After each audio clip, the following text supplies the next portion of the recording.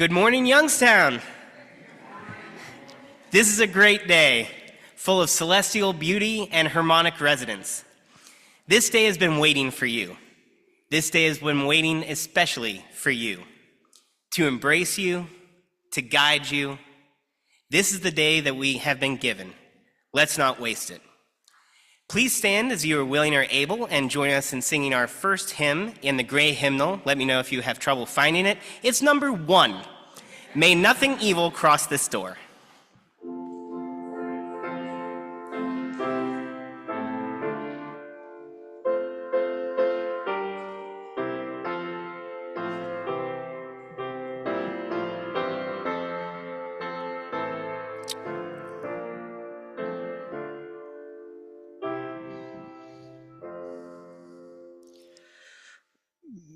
May nothing evil cross this door, and may ill fortune never pry about these windows. May the roar and rain go by. By faith made strong, the rafters will withstand the battering of the storm. This hearth, though all the world grow chill, will keep you warm. Peace shall walk softly through these rooms, touching our lips with holy wine, till every casual corner blooms into a shrine. With laughter drown the raucous shout, and though these sheltering walls are thin, may they be strong to keep hate out and hold love in.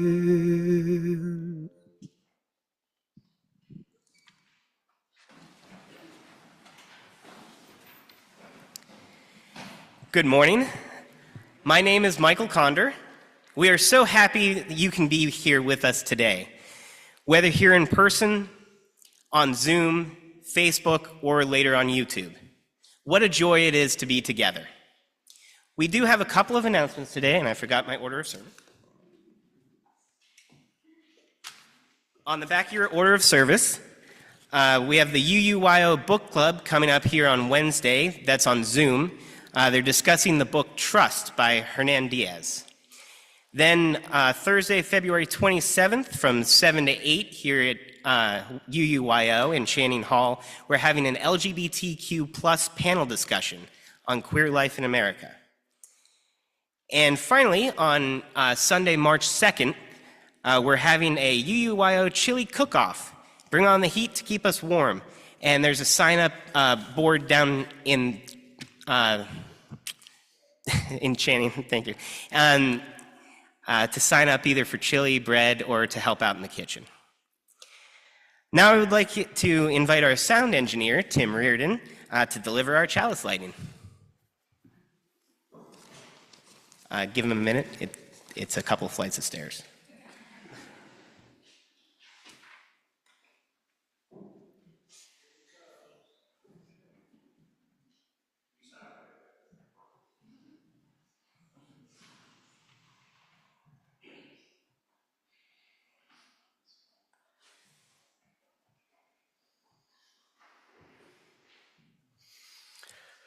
Good morning. Happy Valentine's Day weekend. Valentine's Day, of course, is a time of celebrating love. And in the world we have today, love is a little bit different. Love is seen in many corners as weakness as, in some cases, something that should not be unless it's the way that I feel it should be for you. There are many threats to our individual loves, to love itself in the world. I think it's wrong to think of love as a weakness, and I think we always need to remember love is our greatest strength. It always has been, and it always will be. The greatest leaders of this world are the ones that still live on in churches and in our hearts and in our minds with their idea of love, and it filters through all of us still. Those are the great leaders. That's the power in the world. A lot of these other powers fade because of their brittleness and poor construction. And so on this Valentine's Day, can you feel the love?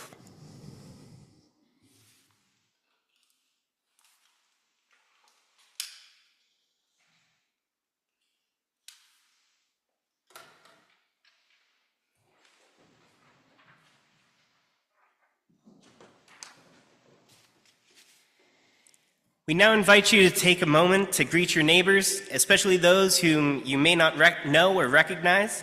And if you're tuning in on Zoom, don't be shy. Say hi to the others in the chat.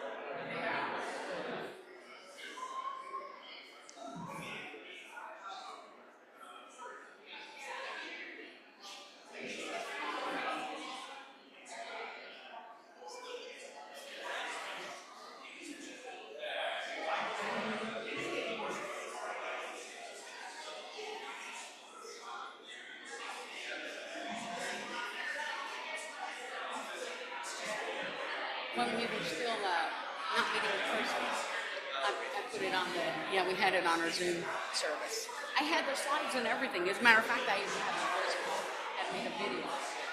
But we can't use it because of copyright. They're like, yeah, it was okay during COVID, but not anymore. You know, so darn it. You gonna ring the bell?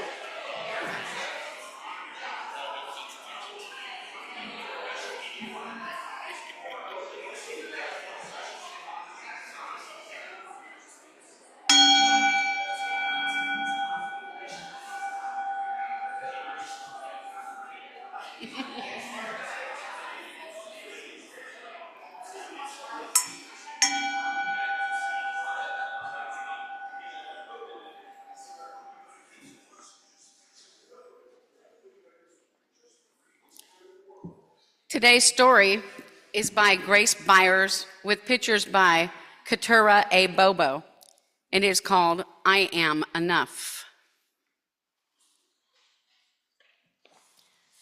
Now, we did this story way back when I first got here, and we were still not meeting at church, and we had it online. So you probably might find it familiar. Like the sun, I am here to shine.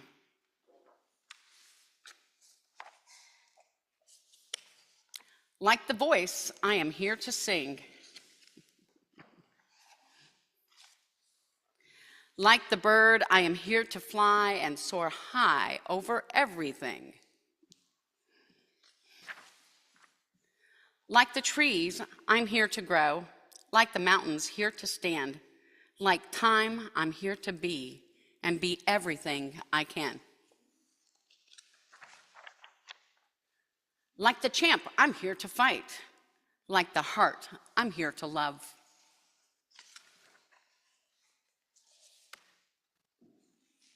Like a ladder, here to climb, and like the air, to rise above. Like the wind, I'm here to push. Like a rope, I'm here to pull. Like the rain, I'm here to pour and drip and fall until I'm full.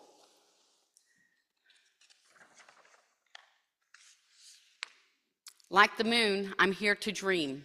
Like the student, I'm here to learn. Like the water, here to swell. Like the fire, here to burn. Like the winner, I'm here to win. And if I don't, get up again. I know that I may sometimes cry, but even then, I'm here to try. I'm not meant to be like you. You're not meant to be like me. Sometimes we will get along, and sometimes we will disagree. I know that we don't look the same. Our skin, our eyes, our hair, our frame. But that does not dictate our worth. We both have places here on earth. And in the end, we are right here to live a life of love, not fear.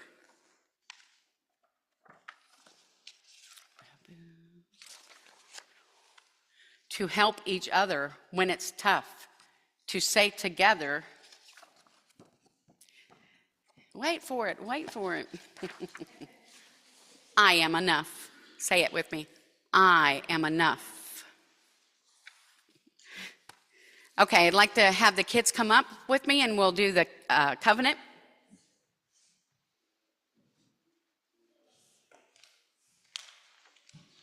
Anybody want a copy? Anybody want a copy? You have it memorized now, huh?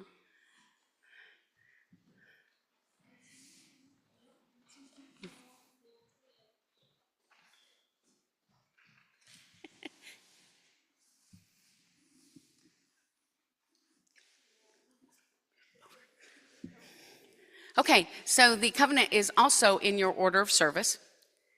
Let's go. Love is the spirit of this church, and service its law. This is our great covenant, to dwell together in peace, to seek the truth in love, and to help one another.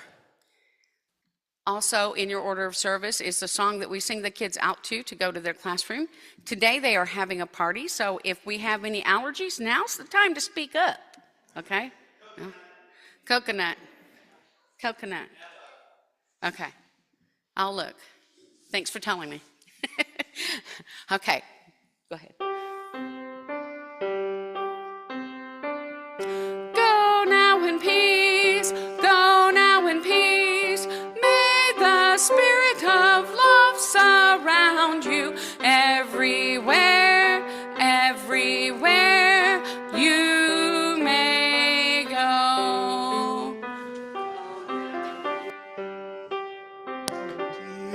May the spirit of love surround you everywhere, everywhere you may go.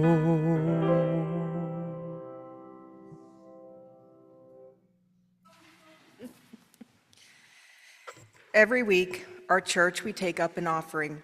It is good to remind ourselves from time to time that the offering is symbolic as well as practical. We know that it is through pledges that we build our budget and fund our yearly programs in ministries of worship and religious education, pay our staff and professional religious leaders, and finance the comfort and beauty of our building. We know that we could easily submit these pledge checks to the church at any convenient time. We pass the plate during our worship service to make a community expression of thanks for the blessings of abundance, to visibly bring the harvest at this most cherished hour of our week. Our offering says that the act of giving is as essential to our spiritual well-being as anything else we do here on Sunday mornings. This week, our offering goes to the minister's discretionary fund.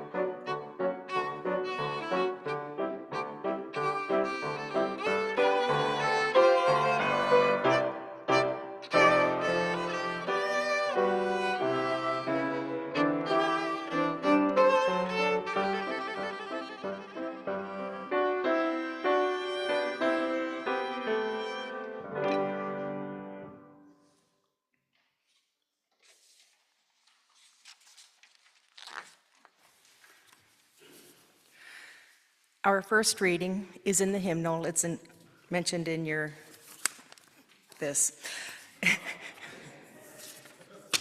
It's number 505. It is written by Thach Nhat Hanh, and please forgive me for slaughtering that. I'll try not to slaughter the rest of this. Let us be at peace with our bodies and our minds. Let us return to ourselves and become holy ourselves. Let us be aware of the source of being, common to us all and to all living things. Evoking the presence of the great compassion, let us fill our hearts with our own compassion towards ourselves and towards all living beings. Let us pray that we ourselves cease to be the cause of suffering to each other. With humility, with awareness of the existence of life and the sufferings that are going on around us, let us practice the establishment of peace in our hearts and on earth. Amen.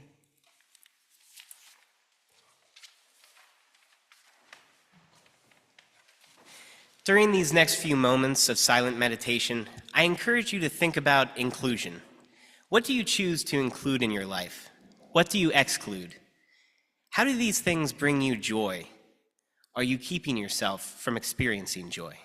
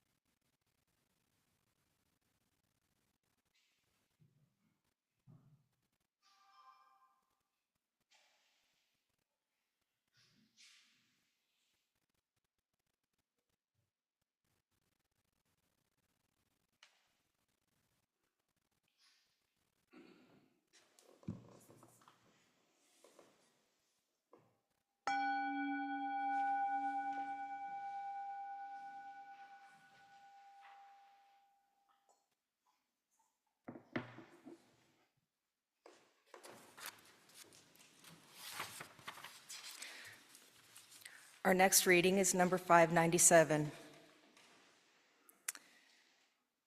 And I'm going to encourage you to read that name for yourselves. Never does hatred cease by hating in return. Only through love can hatred come to an end. Victory breeds hatred. The conquered dwell in sorrow and resentment. They who give up all thought of victory or defeat may be calm and live happily at peace. Let us overcome violence by gentleness. Let us overcome evil by good. Let us overcome the miserly by liberality. Let us overcome the liar by truth.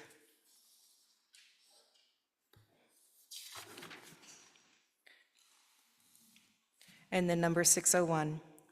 When all the people of the world love, then the strong will not overpower the weak. The many will not oppress the few. The wealthy will not mock the poor. The honored will not disdain the humble. The cunning will not deceive the simple.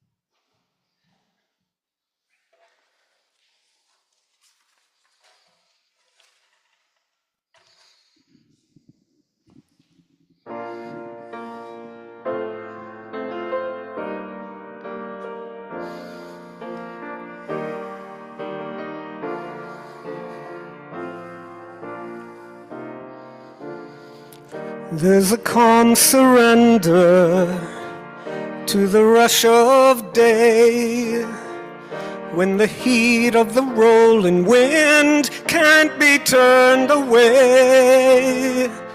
In an enchanted moment, and it sees me through.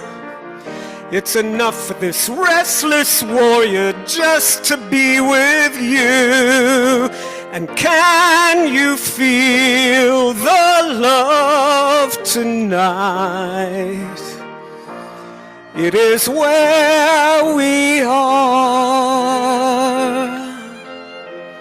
It's enough for this wide-eyed wanderer that we got this far. And can you feel the love tonight? How it's laid to rest. It's enough to make kings and vagabonds believe the very best.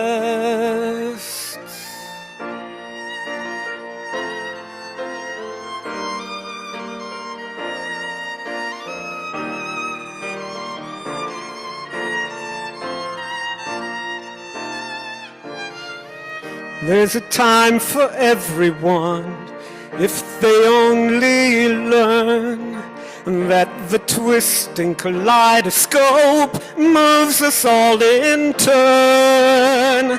There's a rhyme and a reason to the wild outdoors when the heart of this star-crossed voyager beats in time with yours. And can you feel the love tonight? It is where we are. It's enough for this wide-eyed wanderer that we got this far. And can you feel the love tonight? How it's laid to rest. It's enough to make kings and vagabonds believe the very best. It's enough to make kings and vagabonds believe the very best.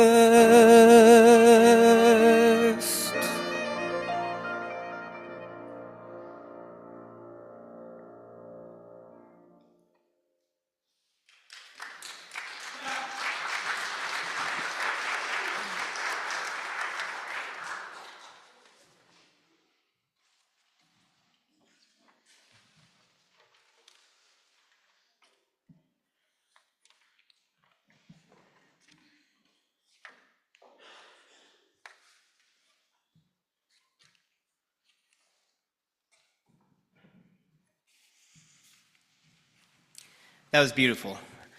I hope you all had a wonderful Valentine's Day. The theme for February is inclusion.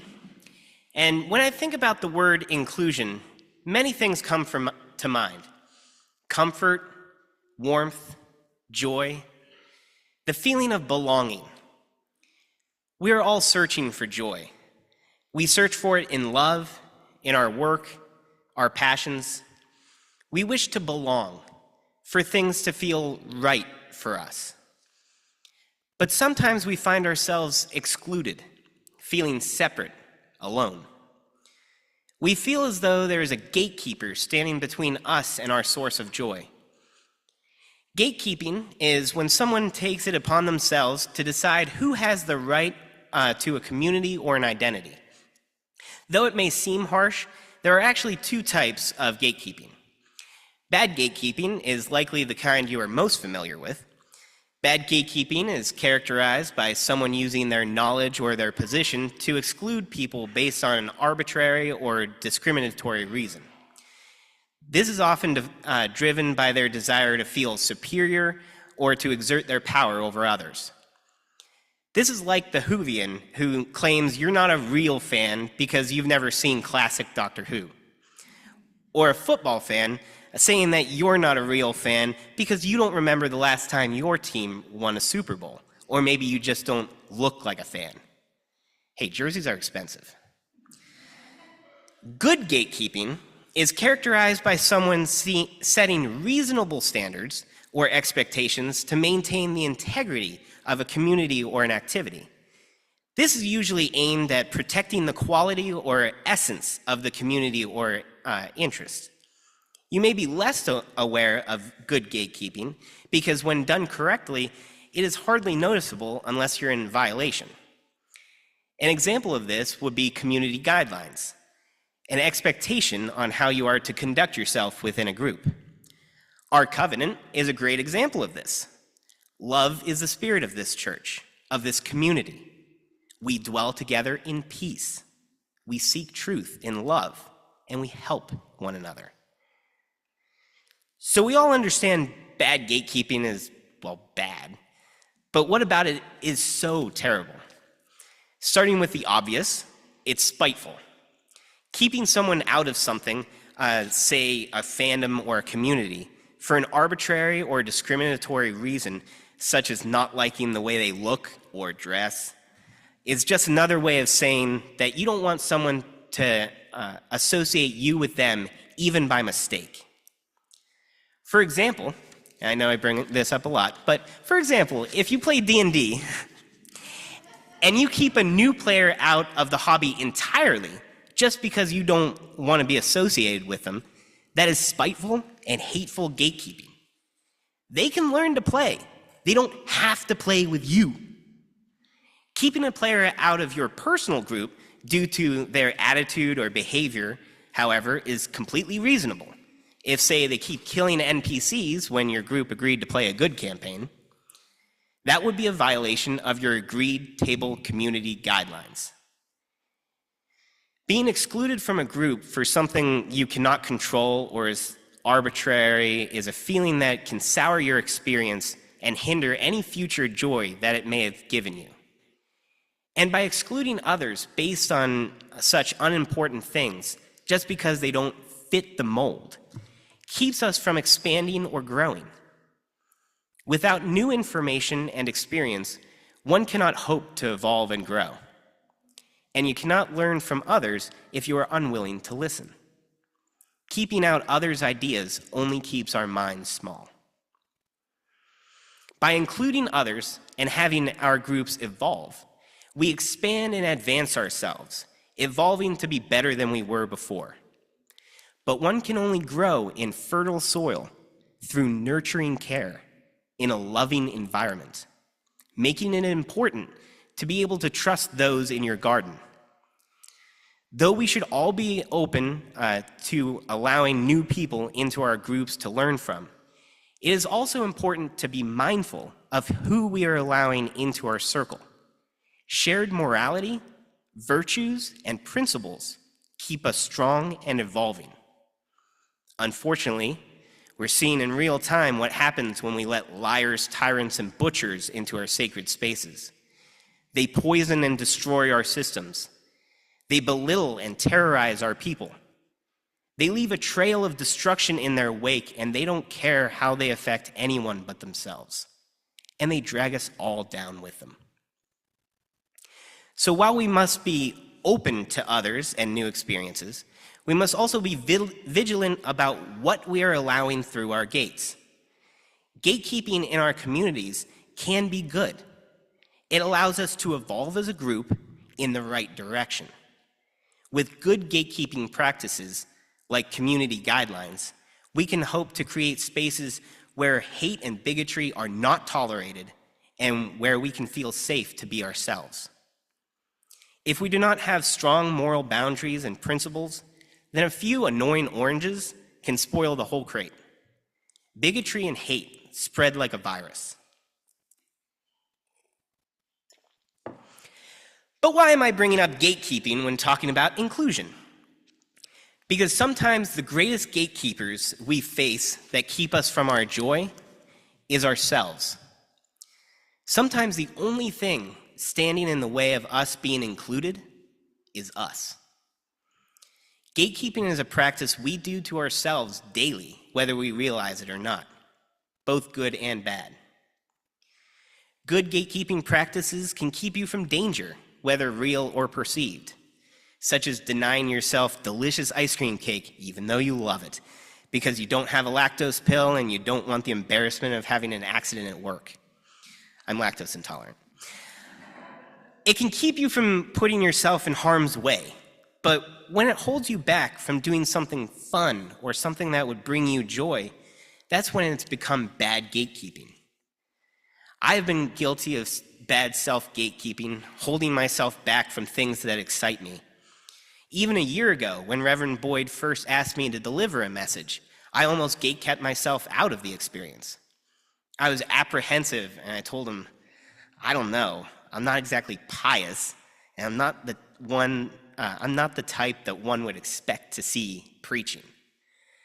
But with some encouragement from Reverend Boyd to speak my truth, I have now come to share with you on several occasions, and I am blessed each time by the experience. It brings me joy to be able to share with you on occasions such as this, and to seek the truth in love with you. We tell ourselves things that hold us back and keep us from being included. Lies meant to protect our egos, like, they wouldn't want me, I'm not ready, or I'm not good enough. We deny ourselves enjoyment and satisfaction because we're afraid. We're afraid of rejection, afraid of embarrassment, afraid of the unknown. So we don't even try. Like a tattoo, we obsess over every decision as if it's irreversible or unchangeable. So we end up fearing taking any action at all. As a lot of you know by now, I am recently married. My wife and I got married in August. I know I've been married less than 6 months, and I'm going to tell you about love, but before I met Val, I used to let myself date the same type of woman over and over. I used to find myself in one-sided relationships where I was constantly in the role of caregiver and emotional support manager, leaving little room for myself. I didn't think I deserved better. I feared the change, the unknown. And when I decided to come out as non-binary and demisexual on dating apps, my mother acted as the external voice of my insecurities, saying,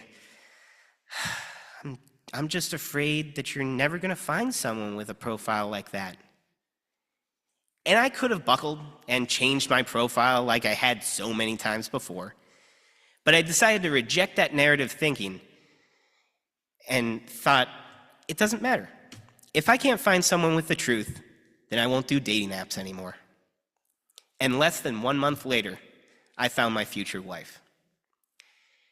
My internal gatekeeper has my insecurities, as yours does. But when I rejected those insecurities and took the chance, I've been met with overwhelming joy. Jim Rohn once said, "The walls we build around us to keep sadness out also keeps out the joy." And sometimes the walls we build to keep out sadness can also prolong it.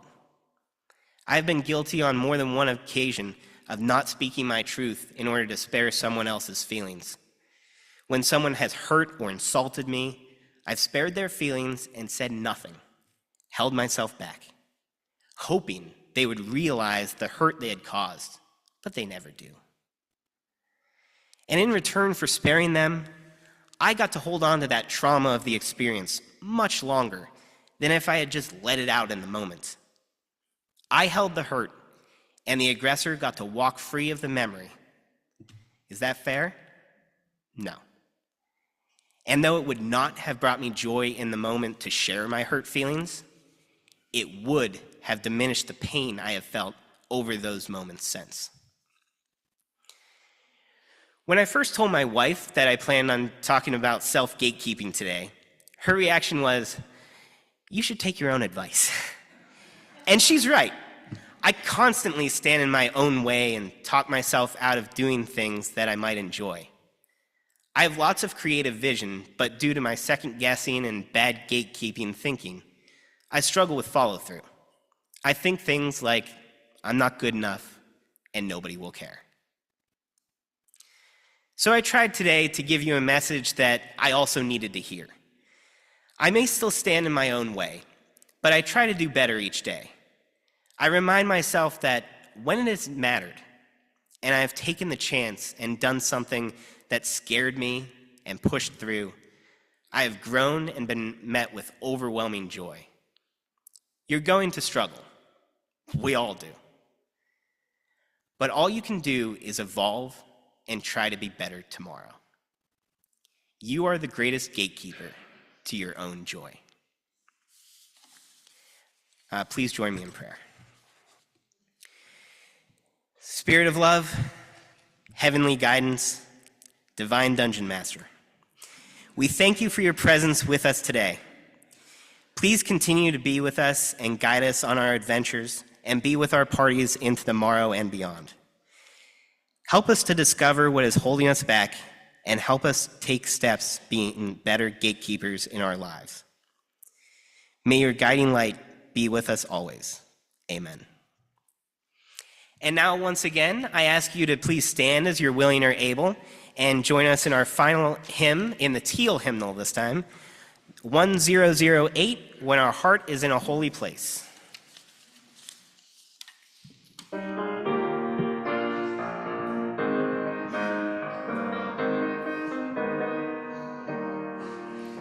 When our heart is in a holy place, when our heart is in a holy place, we are blessed with love and amazing grace. When our heart is in a holy place, when we trust the wisdom in each of us, every color, every creed and kind, and we see our faces in each other's eyes, then our heart is in a holy place. When our heart is in a holy place, when our heart is in a holy place, we are blessed with love and amazing grace. When our heart is in a holy place, when we tell our story from deep inside, and we listen with a loving mind, and we hear our voices in each other's words, then our heart is in a holy place. When our heart is in a holy place, when our heart is in a holy place, we are blessed with love and amazing grace. When our heart is in a holy place, when we trust the wisdom in each of us, every color, every creed and kind, and we see our faces in each other's eyes, then our heart is in a holy place. When our heart is in a holy place, when our heart is in a holy place, we are blessed with love and amazing grace. When our heart is in a holy place, when our heart is in a holy place.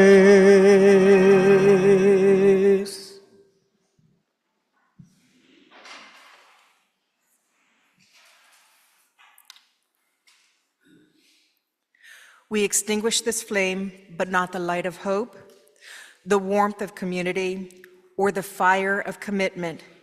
These we hold in our hearts until we meet again.